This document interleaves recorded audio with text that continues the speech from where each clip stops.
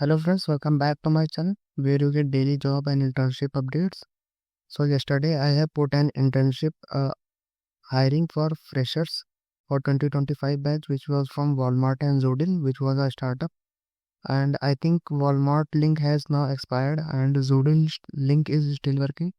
So if you haven't applied for that, I will suggest that go and apply for this as soon as possible because the link can also expire. Now, today I have brought you a great opportunity from Cognizant.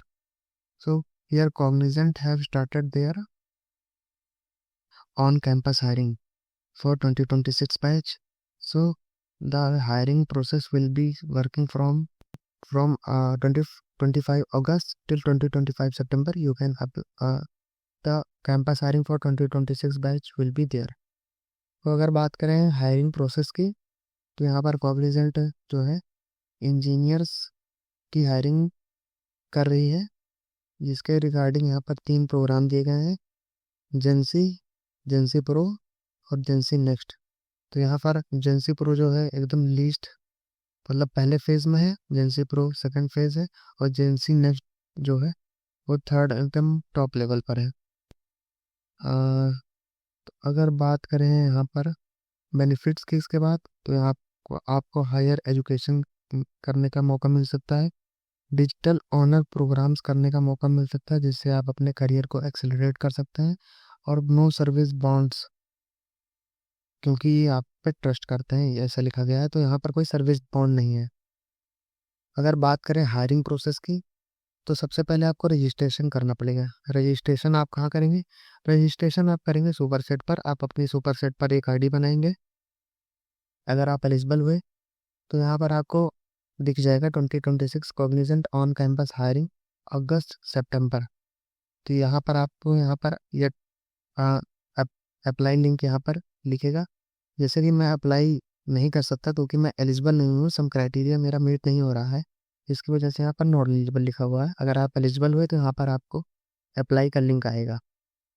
अब next है आपका screening. तो screening हुआ पहला only attempt for all assessment, ठीक है। एक ही attempt मिलेगा आपको। पहले तो आपकी स्क्रीनिंग हुई, अगर आप स्क्रीनिंग कर लेते हैं, स्क्रीनिंग में वही होगा कि आपके पास 10th क्लियर होनी चाहिए, 12th क्लियर होना चाहिए। बात करूंगा मैं कि उसके बारे में क्या क्या प्रोसेस रहता है स्क्रीनिंग का, जिससे कि आपकी स्क्रीनिंग जो है क्लियर हो जाए।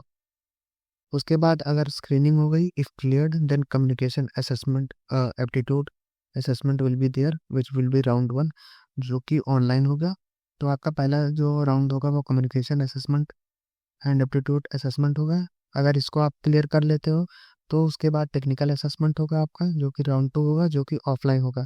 अगर टेक्निकल असेसमेंट भी क्लियर हो जाता है फिर आपका टेक्निकल इंटरव्यू होगा।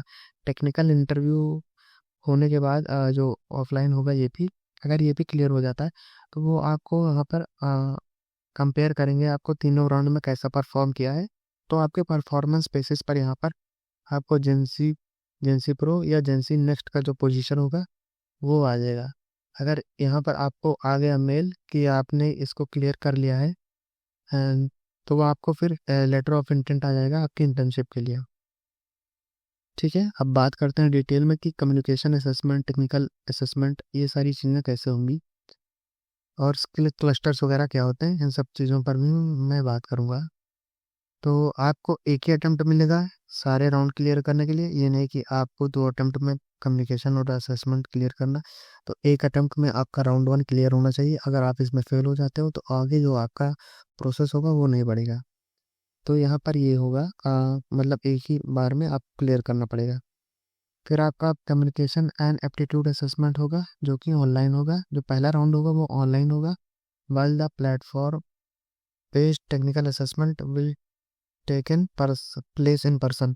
जो आपका टेक्निकल असेसमेंट होगा वो आपको फ्लाई होगा, शायद हो सकता है कि आपके कॉलेज में भी हो सके, सॉरी। तो यहाँ पर मैं टेक्निकल इंटरव्यू के बारे में भूल गया। तो टेक्निकल इंटरव्यू जो होगा वो डन होगा इन पर्सन में, bring your own device base होगा और सब्जेक्ट मैटर एक्सपर्ट होगा, मतलब जो भी सब्जेक्ट आपने चूज़ किया होगा स्किल क्लस्टर के लिए उससे रिगार्डिंग आपको पूछा जाएगा। तो स्किल क्लस्टर की बात कर लेते हैं। तो यहाँ पर आपके पास 3 ऑप्शन होते हैं, skill cluster 1, skill cluster 2, skill cluster 3।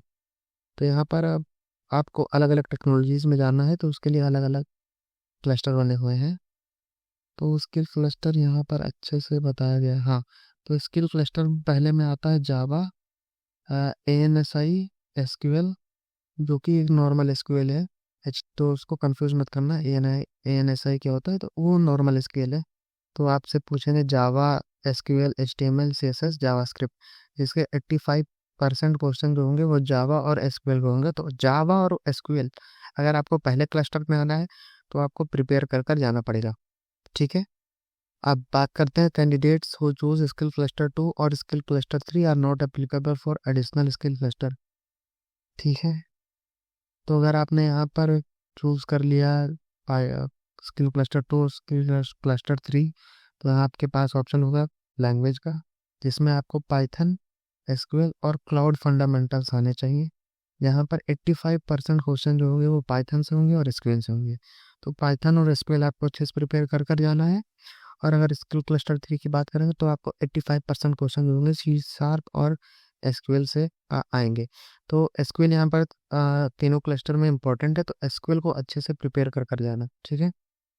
अब बात करते हैं एलिजिबिलिटी क्राइटेरिया की। तो आप 2026 ग्रेजुएट होने चाहिए, मतलब अभी आप जो है अपने थर्ड ईयर या फाइनल ईयर में होने चाहिए। आप किसी भी स्ट्रीम से हो, उससे कोई फर्क नहीं पड़ता, बस टेक्निकल स्ट्रीम होनी चाहिए, like BE, BTech, ME, MTech।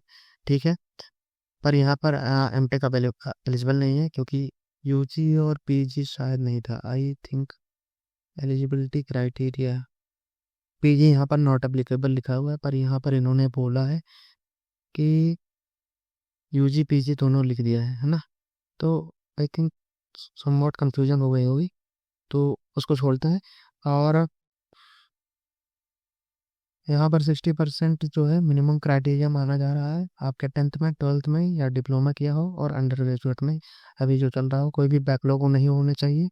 ठीक है। सी और एजेंसी प्रो रोल्स के लिए है। अगर आपको एलिजिबल होना है एजेंसी नेक्स्ट रोल के लिए, तो आपको मिनिमम जो है 70% होना चाहिए 10th 12th डिप्लोमा में। तो तभी आप जो है एजेंसी नेक्स्ट में जा सकते हैं, अदरवाइज नहीं जा सकते। तो ये बात आप ध्यान में रखिए। Applicant with standing areas are not eligible, मतलब वही कि अगर आपके पास बैकलॉग है तो बैकलॉग है तो नहीं लेंगे वो लोग। Flexibility to work at Cognizant office location in given shift time and technology is mandatory, मतलब आप खुद से वहाँ पर टाइमलाइन और ऑफिस लोकेशन नहीं चूज कर सकते, जो वो देंगे उसी को लेना पड़ेगा।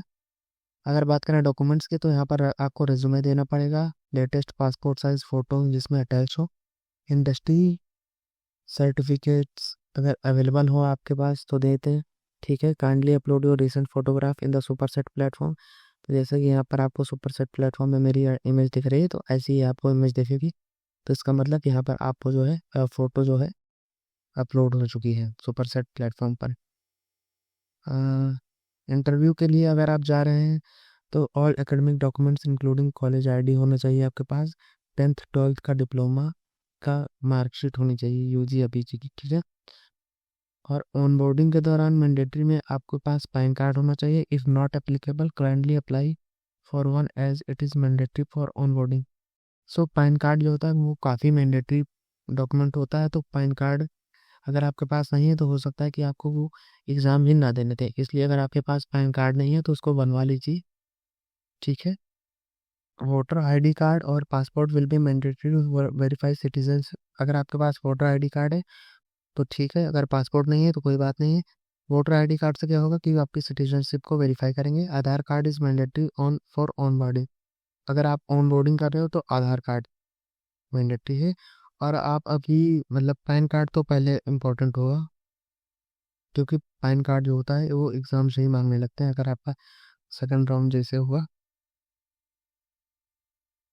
फर्स्ट राउंड में ही कम्युनिकेशन एंड एप्टीट्यूड असेसमेंट में ही वो आपसे आपका पैन कार्ड मांग सकते हैं कि आप अपनी फ़ोटो दिखाइए ऑनलाइन ही।